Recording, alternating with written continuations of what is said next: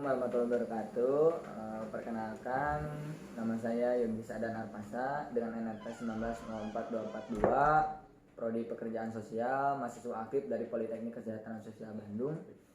Mohon izin Bapak, sebelumnya saya ingin mewawancarai Bapak terkait pandemi pada saat ini, dan juga mohon maaf juga apabila saya rekam percakapan pada saat ini dikarenakan untuk memenuhi tugas intervensi dan observasi dalam pekerjaan sosial. Sebelumnya apakah diizinkan Bapak? Siap, saya izinkan. Baik, terima kasih karena sudah mengizinkan. Mungkin sebelumnya perkenalkan diri terlebih dahulu dengan Bapak siapa? Oke, terima kasih Kang Yogi. Bismillahirrahmanirrahim. Assalamualaikum warahmatullahi wabarakatuh. Perkenalkan nama saya Ahdi. Saat ini saya tinggal di Sukaratu, Kampung Cibelang. Saya sebagai pekerja sosial di bidang adiksi di satu lembaga kesejahteraan sosial. Oke, saat ini saya berusia 26 tahun. Saya asli dari Sukabumi, kebetulan di Cianjur hanya bekerja saja. Mungkin untuk sementara itu saja. Ya, terima kasih Bapak atas perkenalannya. Mungkin bisa langsung saja ke pertanyaan-pertanyaan yang akan saya sampaikan Bapak untuk mempersingkat waktu. Siap. Baik, untuk yang pertama yaitu apa yang Bapak ketahui tentang COVID-19 pada saat kali ini? COVID-19. Ya.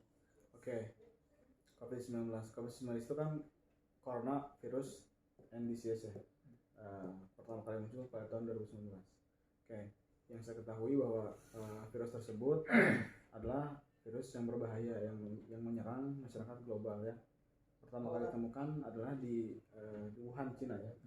Saat ini memang COVID-19 itu sudah sangat meresahkan ya, khususnya di Indonesia sudah banyak sekali korban yang berjatuhan, bahkan korban meninggal dunia pun sampai ribuan. Nah, saat ini kita semua memahami bahwa bahayanya virus COVID-19 itu tidak bisa kita hindari ya. Yang bisa kita lakukan itu apa? Segala sesuatu itu harus dimulai dari sendiri ya. Saya tidak bisa menjelaskan secara detail mengenai bagaimana bahayanya COVID-19 kepada seseorang dan apa dampaknya akan disebabkan oleh virus tersebut ya. Akan tetapi saya lebih ke prefer diri sendiri ya. Apa yang bisa saya hindari dari terpaparnya virus tersebut? Mungkin masyarakat di Indonesia sudah sangat familiar dengan protokol kesehatan seperti menjauhi kerumunan, memakai masker ya, mencuci tangan ya. Bahkan ada anjuran untuk menerapkan 3M, 5M ya, dan sebagainya. Yang itu disediakan oleh pemerintah kita sendiri. Itu bentuk kepedulian dari pemerintah. Nah, yang saya terapkan di dalam hidup saya ini juga ingin menularkan energi positif ya kepada masyarakat bahwa bahaya virus ini serius gitu. Kadang banyak juga masyarakat yang beranggapan bahwa virus ini tidak ada. Ya memang sah-sah saja berpikir seperti itu. Kan tetapi bukti pun sudah banyak ya di televisi, di media-media sosial bahwa korban yang berjatuhan diakibatkan oleh virus tersebut sudah sangat banyak. Seperti itu.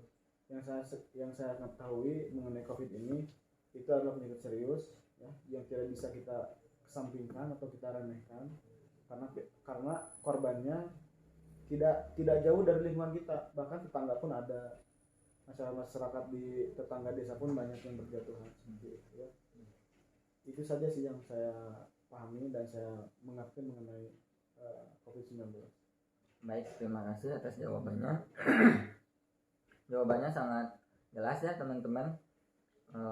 Untuk pertanyaan selanjutnya, apa saja sih yang Bapak ketahui tentang gejala-gejala dari virus tersebut? Oke. Secara spesifik sih saya tidak paham betul ya apa yang ditimbulkan atau gejala apa yang disebabkan dari terpaparnya virus tersebut. Akan tetapi beberapa teman, beberapa saudara, kerabat yang sempat terpapar itu gejalanya mungkin yang paling dirasakan itu hilangnya penciuman ya, hilang penciuman, terus kurangnya nafsu makan, terus berkeringat seperti yang dialami oleh saudara saya. Itu dia penciumannya nggak hilang, tapi dia seperti demam, terus badannya panas, berkeringat, tapi dingin. Kalau kata orang Sunda mah coba dijilat gitu si keringatnya asin apa enggak. Kalau misalkan enggak berarti itu nggak normal, berarti itu sakit. Nah, Sebenarnya saya tidak mengetahui bahwa itu COVID ya. Kata saya daripada di kedokterin, mending kita obati sendiri aja. Tapi ternyata memang dari orang tuanya, ya udah pergi saja ke dokter. Akhirnya reaktif dari situ suruh isolasi mandiri 14 hari. Dan sekalipun tidak dinyatakan positif, tapi reaktif, itu treatmentnya yang diberikan itu sama seperti COVID. Bahwa kita harus mematuhi ini, tidak boleh keluar rumah selama berapa hari, dianggap sebagai pasien positif aja seperti itu. Padahal reaktif ya, mungkin beberapa tes mungkin menunjukkan itu positif. Seperti itu mungkin yang saya ketahui. Oke, terima kasih Bapak untuk jawabannya. Mungkin salah satunya gejala yang dialami sama halnya dengan yang Bapak Andi sampaikan, mungkin teman-teman ya. Untuk pertanyaan selanjutnya, seperti yang kita ketahui 2 kali sudah perayaan Hari Raya Idul Fitri ini dilanda dengan pandemi yang sangat tidak menguntungkan bagi masyarakat gitu kan ya. Dan menurut Akang gimana sih gitu kan saat merayakan hari raya di tengah pandemi pada saat kali ini? Ini maksudnya lebih ke untung ruginya atau seperti apa? Lebih ke mungkin ke pandangan Akang gitu ketika merayakan hari raya di tengah pandemi kayak. Tentu ini satu budaya yang dikesampingkan, bukan hilang ya, karena ini saya yakin hanya bersifat sementara, yang mana ini terjadi pada saat pandemi saja gitu. Kita berharap masa-masa seperti ini segera berlalu gitu, dan kita semua masyarakat, semua kalangan, semua keluarga pasti ingin menantikan Lebaran itu bareng-bareng kumpul dengan keluarga. Tapi pada kenyataannya 2 tahun terakhir itu kita tidak bisa merayakan sebebas dulu gitu. Nah ini menjadi PR gitu ya, PR pemerintah tentunya ya, yang mana beberapa orang menganggap bahwa ini tuh penyakit itu sebenarnya nggak serius, tapi terlalu di blow up ke publik, jadi seolah-olah ini penyakit serius. Saya berharap pemerintah bisa segera menyelesaikan permasalahan terutama di COVID-19 ini supaya masyarakat juga lebih tenang, bisa menjalankan hari raya dengan baik. Kita berharap tahun depan kita terbebas dari bahaya COVID-19 ya. Baik, amin. Semoga aja ya, semoga tahun depan kita dapat merayakan hari Lebaran dengan normal kembali. Menurut Bapak dengan melakukan silaturahmi virtual, apakah merasa puas sih atau tidak gitu dengan kerabat yang jauh gitu kan? Terus saat melakukan sholat id juga, apakah ada kekhawatiran gitu yang Bapak alami? Buat saya sendiri, saya sih yakin ketika hari raya Idul Fitri itu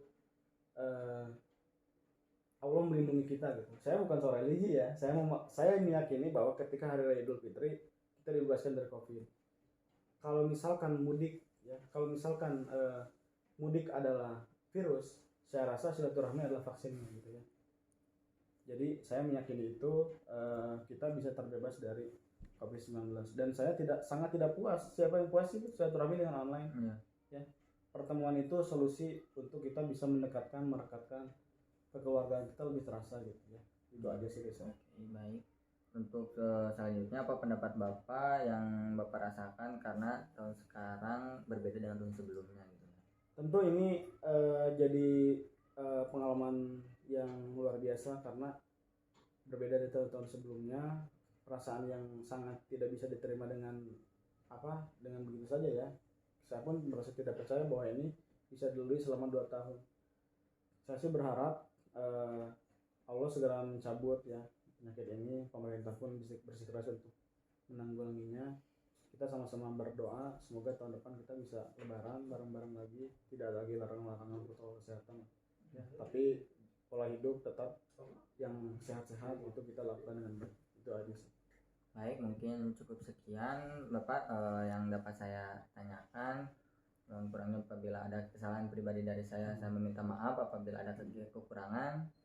Terima kasih kepada Bapak Adi karena telah memberikan jawaban dengan sangat maksimal. Semoga apa yang disampaikan Bapak dapat bermanfaat bagi kita semua, khususnya bagi saya sendiri. Terima kasih, mungkin cukup sekian. Wabillahi taufiq wal hidayah. Wassalamualaikum warahmatullahi wabarakatuh.